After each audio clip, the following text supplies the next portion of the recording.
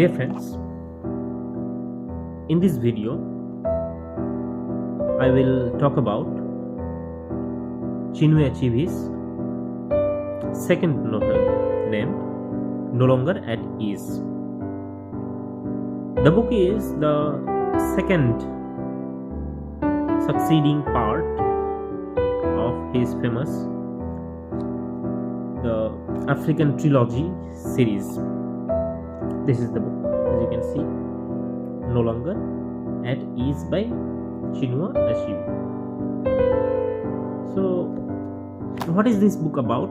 We will talk about it, and we will talk about the author and the important themes which this novel tries to engage with. Now, first, let us talk about the author Chinua Achebe. Chinua Achebe is an African novelist coming out from Nigeria. His book, the novel titled Things Fall Apart, is considered one of the masterpieces ever written in the English language. Nobody can complete his or her graduate degrees in English literature without reading Things Fall Apart. The book is so famous and the book is so widely read across universities, across the English speaking world. With that novel, Achebe began the journey of expressing and educating the world audience about how Nigeria engaged in the colonial culture which the British people brought to Africa. In this context, in Nigeria. The first book, Things Fall Apart, made the author famous, and he was quite young when he wrote that novel. As far as I can remember, Chinua Achebe completed his BA graduate degree in English literature from Ibadan University, a university located in Nigeria. And being a literature student who studied English language, it was quite expected that he would get interest in fiction and in literary works and all. So he took up the profession of writing, and he completed this novel, his first book, The Things Fall Apart. The book tells us the story of one Okonkwo, the protagonist of that novel, through whose life we see the English people colonizing their land, colonizing their people, and colonizing their culture, their traditions, their lives, everything. So the book essentially is a story of colonization, how the British people went to Nigeria, and how the Igbo people, a society of people of the Nigerian land, who experienced the colonial culture, who experienced the colonial, onslaughts on their lands. So this writer took up the task of presenting their viewpoints, how their traditional culture, how their quote-unquote proverbial culture was being taken over by the so-called rational and regional peoples from England. So that story is basically the transitional period in the life of Okonkwo, who grows up in a traditional Igbo culture and society, and when he matures himself into manhood, he sees his culture being overtaken, being invaded, being looted by, if I can say the word, by the English people, by the British colonial people. So that book ends tragically with the hero taking his life by hanging himself, by killing himself. Now this book is the succeeding novel, and it constitutes the second of that series, the African trilogy by the author. The title of this book is No Longer at Ease. And in this context, let me also mention the third book, which is Arrow of God. Now let us talk about this, the second book. No Longer at Ease takes up the story of one Obi Okonkwo, whom we see as the grandchild, as the grandchild of Okonkwo, the protagonist of the first book.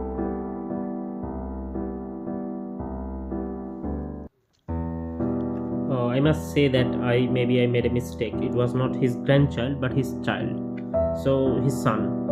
So this novel follows the story of Obi Okonkwo, who is son of the protagonist Okonkwo of Things Fall Apart.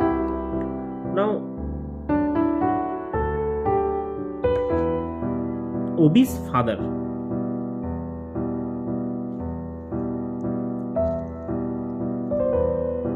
So it is Obi's grandfather who kills the boy named Ikemefuna in the first novel. Then the story of this novel is about Obi, who is the grandson of the protagonist of the Things Fall Apart novel, whom we may call Okonkwo the senior, and him we can call, for our convenience, Okonkwo the junior. Remember, this is not in the book. For the convenience of the discussion, I will refer to them as Okonkwo the senior or Okonkwo the junior, whichever is applicable. Whatever. So this novel follows the story of Obi Okonkwo, who is sent to England by a progressive union of the Ikemefuna village. It is very interesting culture that they have developed in this fictional world, where the Ikemefuna people finds out one or two or how many or no matter how many there are, they've tried to find out some bright students, sponsor their journey to England, and when they return, they expect him to pay back the loan when they get a job and do good for the people of their community. So here in this book we see that Obi Okonkwo is sent to England to study English literature, and the BA degree by this Ikemefuna, by this Umuofia Progressive Union people, and as he returns, he finds himself in some legal trouble concerning some bribery case, and this novel begins with that event only, where Obi Okonkwo is being tried for a bribery case, and the Umuofia people, they are in a moral dilemma whether to support their prodigal child, whether to support their progeny, the student whom they funded so well for his studies in England and who have now British European post in the civil services in Nigeria, in Lagos. The novel is situated in Lagos. So the novel is about that only, that Obi Okonko, going to England, then completing his graduation there, then returning to Nigeria, then getting a European post at Lagos, a civil servant position, and now how he reacts. He finds difficulties in certain things regarding his private life and regarding his personal life and life in general in his community life. He sees that he is now a grown-up man who applies the reasons, the logics that he pursued in England. He applies the studies that he received, that education that he received in England, and now finds himself a kind of in a puzzling condition, whether to conform with the ideas and culture of his native people, or if he can pursue a reasonable life, if we can say. So there is one thing that I must mention. The book begins with 4 lines of T.S. Eliot, and it is also interesting because the author takes the title of his book from these lines, from this poem particular. It is by T.S. Eliot, and when from T.S. Eliot's The Journey of the Maggie, a poem, the lines reads like this: "We returned to our places, these kingdoms, but no longer at ease here." So here we have the words "no longer at ease." "In the old dispensation, with an alien people clutching their gods, I should be glad of another death." So these 4 lines talk about a person, or talk about the people who return to their, aged lands, who return to their old places and find themselves utterly disappointed with the surroundings. They can no longer dwell at ease in their own places where they were born. So this is how a different culture, a different education, a different ideas of reasoning influence a person and his worldview. Suppose you go out of your native place, study in some bigger cities, learn so many deep philosophies, so many factual knowledge, so many informations of the world, and then you return to your native place and you find all your people throwing mud at each other for simple things, their culture, their superstitions, all.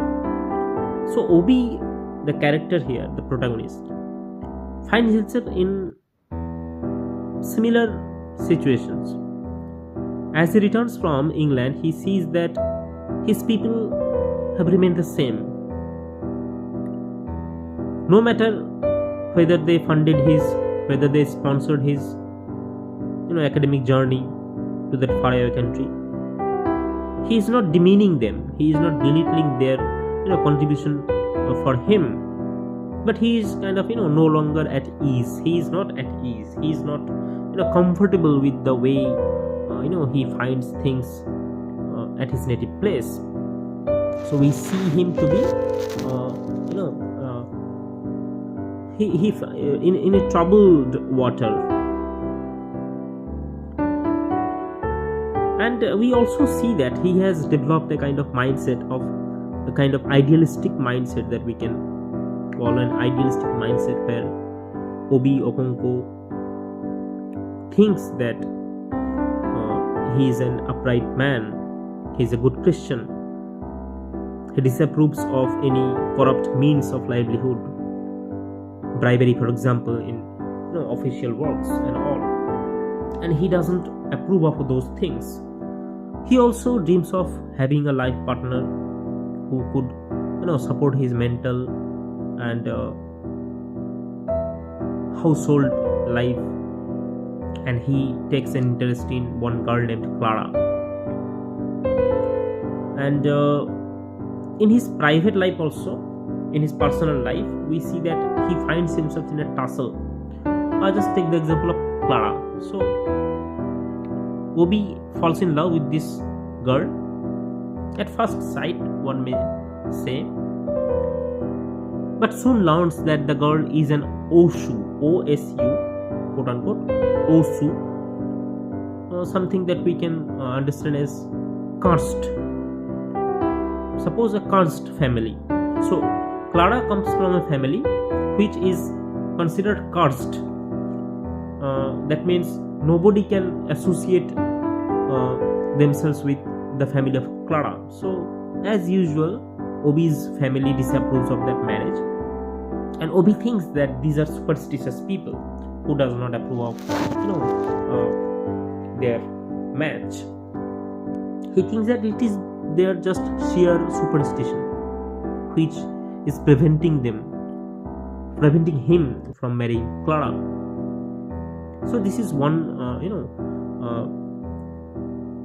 this is one aspect of the novel which deals with the personal life of Obi Okonkwo and his desire to marry Clara. The other issues that comes up is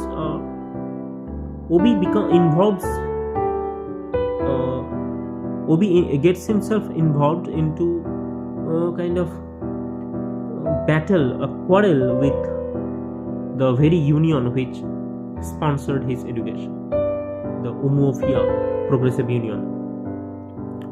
And how this involvement happens: after returning from England, when he takes up the European post, quote unquote, in Lagos, which is a very high paying job, I must mention. Suppose if a common native Nigerian person is earning $2 or $5 a month, Obi Okonkwo is expected to earn at least $50 per month in that position, and he will also get additional benefits from that job. So once he returns from England, as mentioned in the terms and conditions, quote unquote, in the Umuofia Progressive Union scholarship, that once a person completes his education and takes up a good job, then he needs to pay back that amount so that another progeny, another bright student from their community could be funded with that money. So as soon he returns, he is supposed to pay back that loan. But Obi, not surprisingly, I will come to that later, Obi requests some 4 months time before he begins to pay back that loan amount, and he cites some personal reason, like he has some expenditures pending and which he needs to take care of before he starts paying back the loan amount at $20 per month, kind of a rate. Quite naturally, these union people, they learn about Obi's plan to get married with this Clara girl, whom they know as an Oshu girl, and they take exception to that. They mention it before Obi Okonkwo that if your reason for requesting 4 months time before you start paying back the loan is some personal reasons like this, then maybe it will cause them some trouble in understanding, in accepting the fact that their progeny, their bright student, is now postponing or delaying the payment for whatever reasons. So we see that a fight ensues, not fight in the physical sense, but war of words ensues between Obi Okonkwo and that secretary of the Umofia Union, of word of words ensues, and Obi storms out of one of these community meetings where these conversations were taking place. He storms out of that place and resolves never to return to these meetings, and he also forcibly imposes his will that he will start paying back the money from that very month itself. That means he is not taking the time, which the union eventually agrees to, but they had just pointed out some of their ideas which they are thinking about Obi. So this is how he storms out of the meeting, and then he joins the office. So this is one aspect, the fight, the battle of words between Obi and the community which supported the studies of Obi. So this is one aspect. Another aspect is the life that Obi begins as a civil servant. No wonder it is a very lavish life being a civil servant. The English people kind of invented this type of services. In India we also see that Indian administrative service and Indian police service and all that civil service system that is considered a very elite job. It promises a handsome salary, it promises lucrative allowances, other allowances, cars, bungalows, and so many things.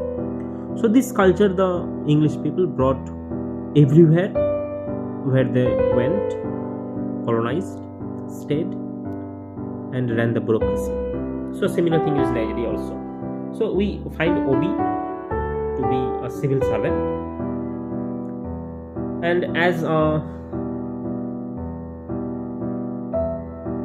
understandable that with great responsibilities also comes great problems. So Obi also finds himself in some kind of problems, like which are not problems in the common sense term, but are problematic for him, because now he is living a very elite life. He has a car, then he has to pay for the car insurance, then he has to pay for the electricity bill, for the bungalow that he receives from the government and all. So he finds himself in a kind of economic crisis, that a mismanagement, we may say, the kind of financial mismanagement. He cannot manage his expenses. We see that he is kind of troubled with his finances. He cannot easily make both ends meet in his domestic life, and he suffers the financial burdens of sending money to his family per month and then paying the union loan, his education loan. And there comes the issue then of that corruption in the bureaucracy. He was a very idealistic child, he was a very idealistic student, never approved of corrupt ideas like taking bribery and all. But we find him in a situation where he gets into trouble with Clara. The girl is also, I must say a few words about the girl Clara in this context.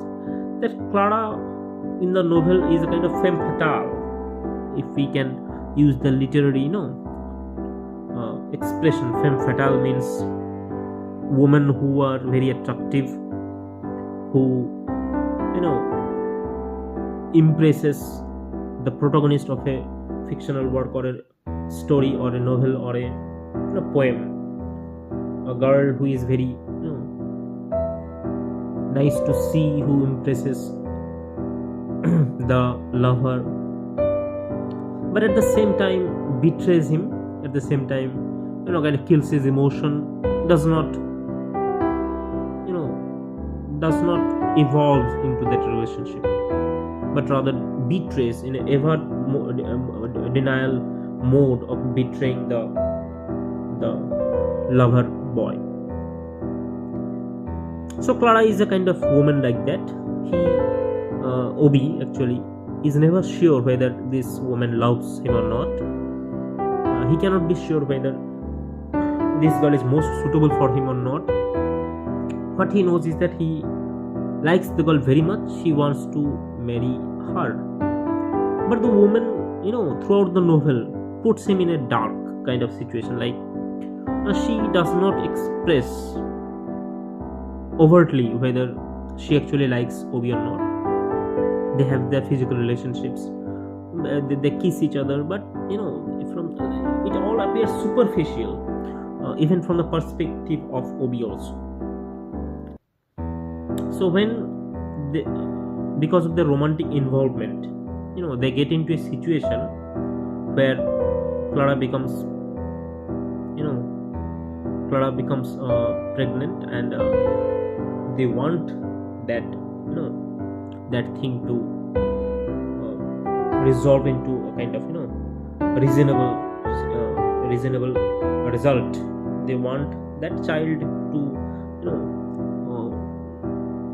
that child is not welcome actually in the situation in which they find themselves. So they both decide that they should abort the pregnancy. So this raises another plot issues, if we can say. This raises another turning point in this story, where they visit the doctor's house, and there are two doctors here. The first one actually at first appears friendly, but later kind of denies to carry out his job of aborting the child, and rather suggests that the couple should get married without even thinking whether what their conditions are or not. So this is one aspect. And then the second doctor, there is another doctor who agrees, but asks a huge sum in that context, like 30 pounds. He asks for 30 pounds to carry out that so-called illegal job of aborting the pregnancy. And here we see that Obi Okonko is struggling hard to collect that amount, to collect that sum of money, so that the situations can be taken in hand, taken in control. So Obi suffers in these moments. We see that he suffers in collecting the amount. He suffers from so many psychological reasons, like he cannot marry the girl, and then the family does not approve of the marriage. His mother, who actually says that Obi, do not marry this girl, and even if you marry her, then only do it once I am gone. That means once I die, and if you do it before my death, if you marry her, then you will have my blood in your hand. That means I will kill myself, the Obi's mother declares. His father also says that it is not actually acceptable for him either that Obi marry this Oshu girl. So no matter whether they are Christian or not, these are the cultural issues that are ingrained in their psychology, it is a part of their living, it is a part of their existence, some cultures, Obi culture. So his father says that after marrying Clara, Obi will find himself cornered in the society. Nobody will try to accept that thing, and nobody will interact with him, and his children also will curse him. And in these turning points, we see tidbits of African proverbs, for which Chinua Achebe is very famous. Chinua Achebe is very famous mostly for his proverbs, that African proverbs, the beautiful African sayings that we come across through his fictions. So his father also tells him the story of one cursed child, he says those proverbial stories and all, which the African people believe. So this is one aspect, that their father, their mother, they never approve of that marriage, nor do the other community members. And Obi is in a great trouble, how to fund, how to sponsor that, how to collect that amount to carry out that, abortion. And as we can see, he is also in debt. He owes $50 to Clara. At certain point in the story, Clara helps Obi with 50 pounds, and he also suffers greatly. He is very much concerned. He is very much troubled with that loan amount, when he will pay that back. So this person Obi, this the hero, if this man is the hero, then he is in a great trouble regarding his financial mismanagement. And in such situations, we see two important events. During his office hours, he receives a visitor named Mr. Mark, who comes and requests Obi. He comes with a request, actually, that he has a sister who is bright in studies, and the family wants that girl to go to England on scholarships.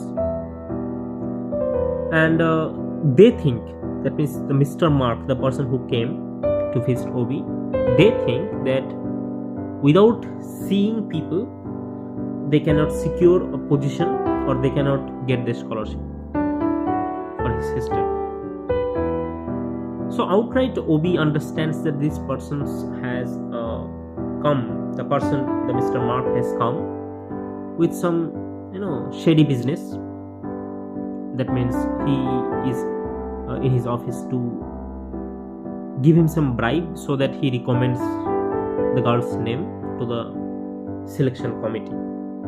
And who Obi outright dismisses his plea, dismisses his request, and the man returns. The man doesn't returns back to his home without much positive result from his end. So this is one turning point, which makes Obi understand how these things actually work. The bribery culture. The second point is, one Miss Mark visits Obi. She's an attractive girl, freshly graduated from school, and who comes again with the same request, and it is apparent by then that she is no other than Mr. Mark's sister, for whom he came actually. So she also requests that, please get me through this thing, please, I know that I am capable of. Obi even says himself that you are quite capable, so you will get selected without any shady involvement. So why do you do that? But then we see that Obi also kind of suggests that girl that do not try to involve in such things. You will not find it difficult to get through the selection process. You have a good academic background, you have every reason to get selected. So he also turns down that offer, and later we come to know that actually that girl was offering her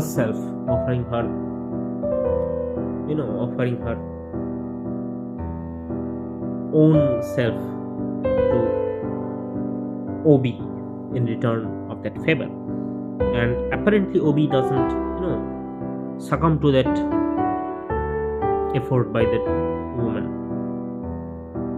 So as the novel progresses, we find that Obi is, in utter mismanagement, in utter crisis regarding finance and all.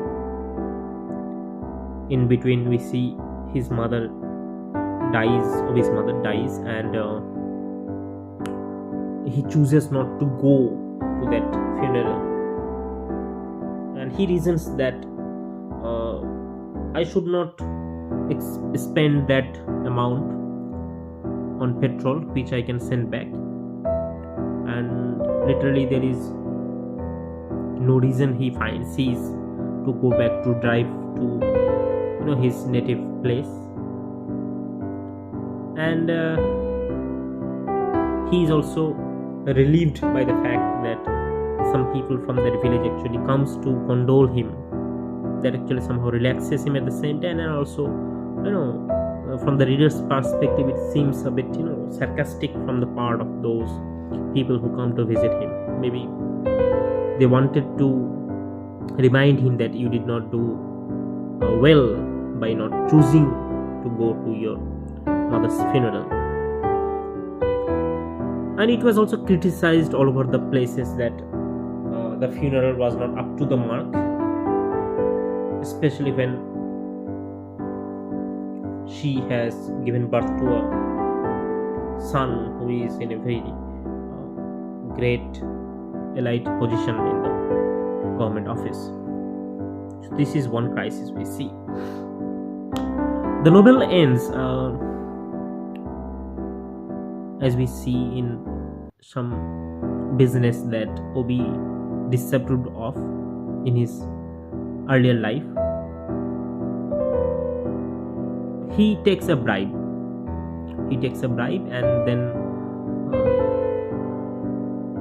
we can say that he is compelled by his situation. He earns a good money, but he cannot manage his fund well. He cannot manage his expenses well. So he is compelled by his situation to take some extra, money by carrying out by the way the corrupt officials do.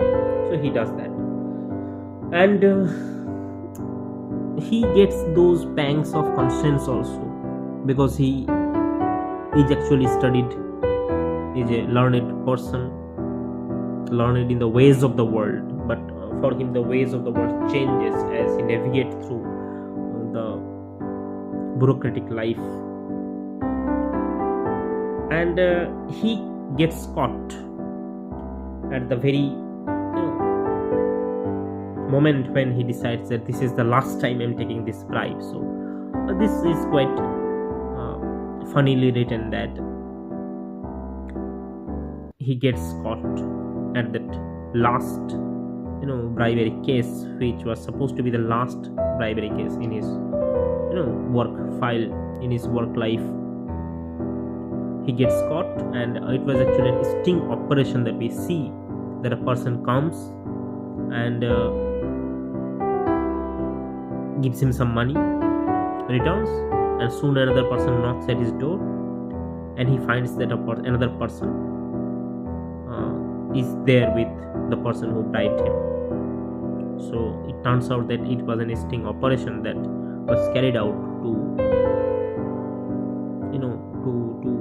arrest or to find out the corrupt officials. So he gets caught, and the novel then rounds off to the beginning. The beginning starts with the trial of Obi Ohonko and the moral dilemma that the Umuofia Progressive Union people find themselves in, whether to support this boy or not. So the novel ends with that tone only, ends with that situation only, where the trial begins, or when Obi is being escorted by the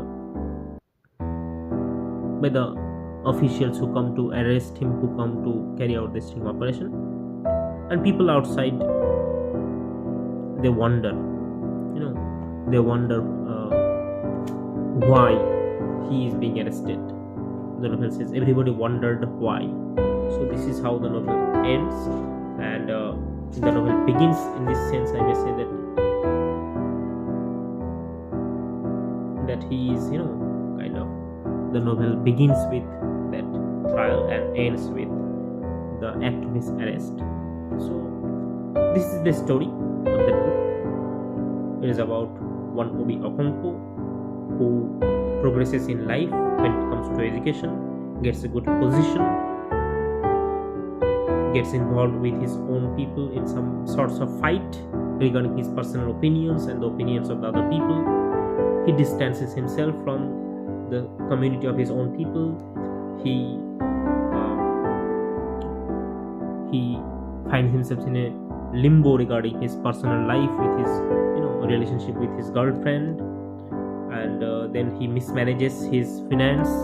He takes bribe against his own ideals which he approved earlier in his career, and then he gets arrested for those decisions, and then he is being tried. So this is where the novel ends, and this is a good book. This is a good story.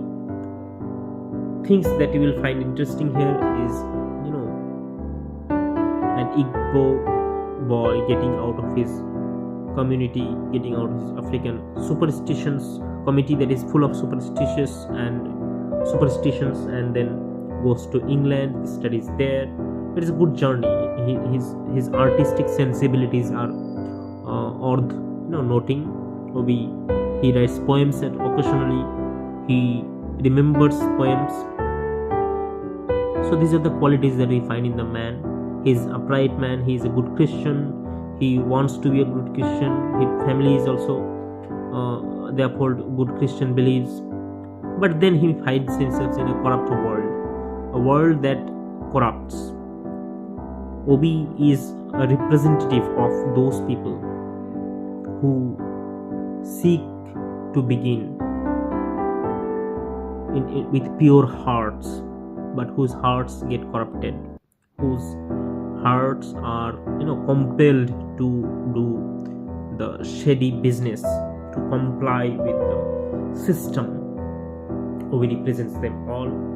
Obi also represents those people who want to fight back superstitions, who want to be reasonable when his people are behaving in irrational ways. He does not mind marrying a girl who is an Oshu. That means he is becoming rebellious against popular unscientific beliefs. So this book actually dwells on the life of Obi Okonko, who finds himself in trouble because of his ideals and because of his financial illiteracy, we can say. So this is also a good lesson that we learn here, is that financial lessons, financial management, how to manage one's finances, that also can influence your decision power, your life. So those are the things that novel deals with. And when it comes to the proverbs, the proverbial stories which find in ample numbers, which we find in ample numbers in the preceding book. So those proverbs are not very much worthy here. The proverbs that we get here are kind of these are not that sound. They do not sound that native, that raw as they sounded in Things Fall Apart. So we can understand, it is understandable quietly, because this is a modern book, and this book deals with the modern man's crisis rather than a common native African people, as we seen in the earlier book. So this is a modern African person who tries to comply with the modern crisis, and who tries to communicate with his people in all his reasonable qualities, and who as the novel ends, fails to live up to the ideals which he once held so dear. So this book is about that thing only, and this is quite enlightening in the sense that it shows how the later generations of Nigerian people who tried to pursue their degrees in the English sense and who tried to uplift themselves, and through the efforts of the Umuofia Progressive Union, we see the effort that the community has put, to educate their brightest of the minds so that they can work for the upliftment of the society in general. So these things are quite remarkable. So that is how I see this book, and I hope you will enjoy it. It is written in a very simple language, very interesting language, very engaging language. The book is not very much long. It is only 153 pages long, like his other books also, like his other the preceding book. So you should be able to complete this book by within 3 or 4 or 5 days. If you read at least 20 pages per day, then it will take not very much time to complete it. So I hope you will enjoy reading this, and I hope through this video you will find interesting things about the world of Obi Okonkwo. And I highly recommend this book to anyone interested in African literature, to anyone interested in Nigerian literature, to anyone interested in Chinua Achebe, and mostly to anyone who has read his first novel, Things Fall Apart. If that is first, I cannot remember any other books that he wrote before it. And if you have read that first book, then you read this, and I plan to read the third book also, and once I will read it, I will come with my ideas regarding that. So for now, take care.